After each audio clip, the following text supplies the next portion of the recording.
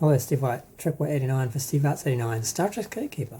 I am very impressed by the Spock trailer. We have had 2 more trailers, character trailers, since the last 3 I did a video for.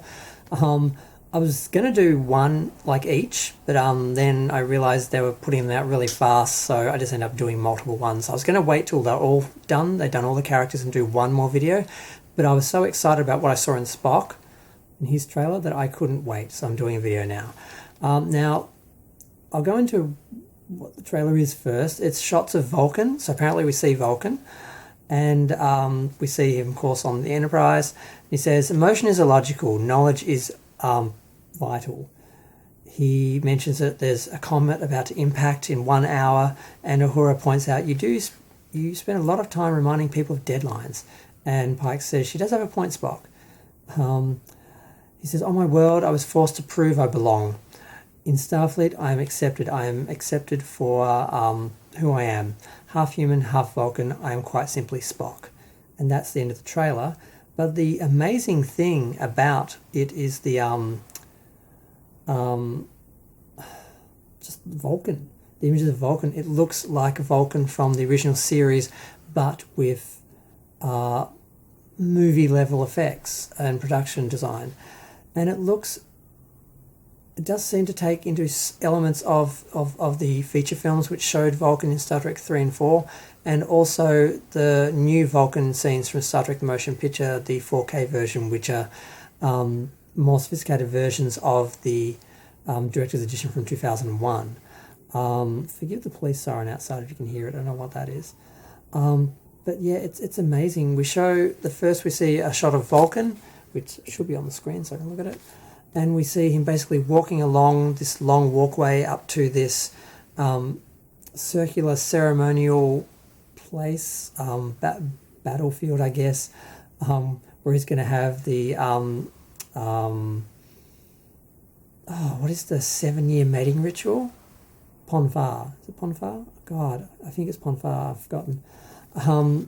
They show, because Spock went into Ponfar 2 years into the original series. This is 5 years before the original series, so he would have been going through Ponfar just before joining the Enterprise, and he's either looking back at this or at the start of the mission they have to take him to Vulcan for his Ponfar, which maybe is what's happening, I'm not sure.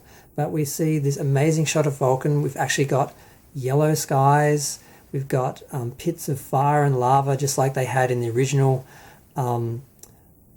motion picture matte paintings, although the sky was black and it didn't look like the ones that the image they designed in the original sketches. So they totally changed it to be during the day with the orange sky and a bunch of statues and that. This has the rock pillars and the statues and the fire and the yellow orange sun sky and everything. It looks amazing. It looks like Vulcan that I imagined, this volcanic, hot, dangerous sort of place, which is how I imagined Vulcan being when I was a kid and how it was portrayed in the comics and the movies to some extent. Although they're a little mild, this looks a bit wilder and it's good. And then we actually have a shot of him sitting in some building and he's having dinner or something with a female Vulcan, and you can see a sea. I don't think it's lava, just a sea, and it's all yellow. It looks like Vulcan, because Vulcan in the JJ films didn't look like Vulcan. It had blue skies and just really desert planets. It was really grey. Here it all looks sort of hot and orange, and the statues on Vulcan in the motion picture, in the Director's Edition and the new 4K one are very sort of like ruby sort of statues. They don't look like rock. They're not grey. So that makes them look, different. And there was an ocean. We saw there was an ocean on Vulcan in the remastered edition, and probably maybe, I'm not sure if they showed that in the animated series or not, because they incorporated some of the animated series artwork that was done for Vulcan in the episodes that they had in the special features on the special effects and the remastered versions of Star Trek first, Star Trek Remastered. Then we see Spock in his cabin, and he's got the little chime thing, which is what we saw in Amok Time. And we just see him talking, got some close-ups. We see him mind melding with a female, and they're both melding, so they're like melding with each other. And then we have, of course, the scene, the scene about the comets on the bridge, and we see a comet actually in the atmosphere, and a nice shot of a planet. Uhura, I'm not impressed with Uhura. Uhura, the original Uhura, was we know she was very feminine, and this character is not very feminine at all. She looks exactly like a boy from Philadelphia I hooked up with once, except he didn't have lipstick on. But I don't know, who's a bottom, he could have wore lipstick, but he's a top now, so who knows.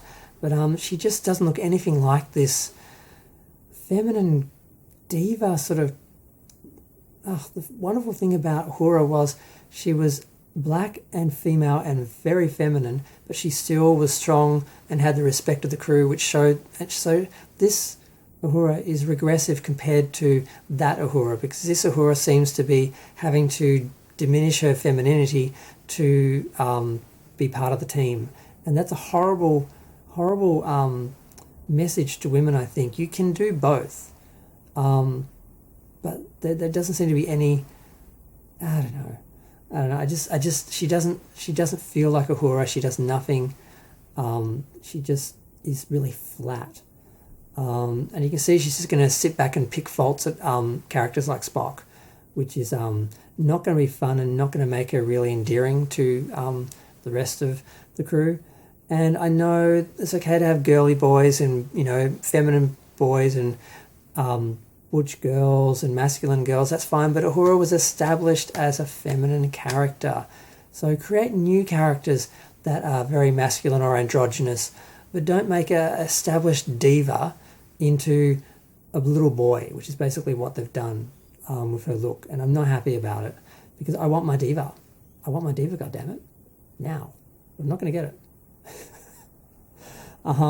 Okay. So yeah, I'm not railing about women that aren't feminine in general. It's just this character is established as being very feminine. So allow her to be that. Don't take that away from her like it's a bad thing. I just think that's a horrible message.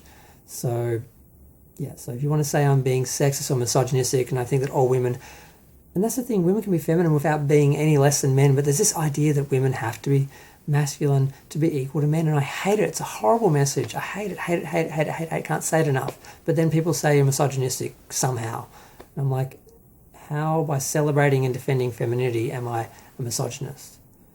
You're the one who's saying a woman should be like a man to be as strong or as respected as a man. I hate it. I really hate it. I can't rant about it enough, but I better stop, because I've still got the whole Nurse Chapel preview to talk about.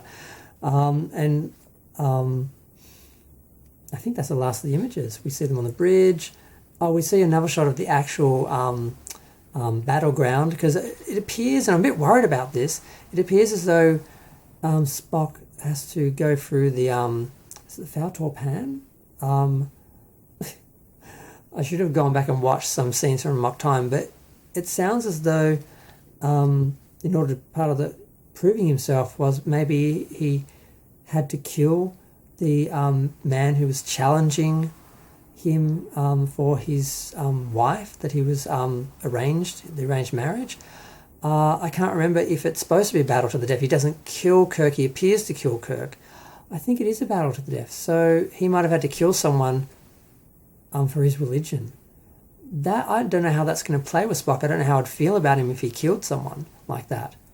And especially not for something he believed in, but for something he was trying to impress people with, or in this sort of institution. So that's going to be difficult to how they play with that and how they deal with that. So I find that really challenging. And I probably won't use this video because my little rant about Uhura before is probably going to get me cancelled. Even though it's not what people would think it is. It would be, yeah. So I'm probably not going to use this video. But I think I'll just have this be a Spock video for now. So we see a second shot of it, and then we see, of course, the ceremonial dong thing being donged, chime, whatever it is.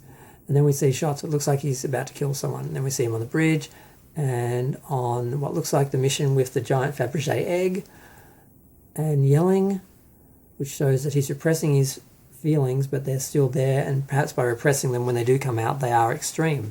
So that might be a syndrome he got into. We see him in his cabin kissing the female Vulcan, and then she gives him a necklace. That's actually from the dinner scene. And yeah, that might be what happens. I didn't pick that up before, so I might start this again because it looks like it's the start of the mission. But I'm going to let this be a Spock video. I don't know if I'll actually put it up, but I'm going to go. Feel free to share, like, comment, subscribe. Let me know what you think. Thanks and bye.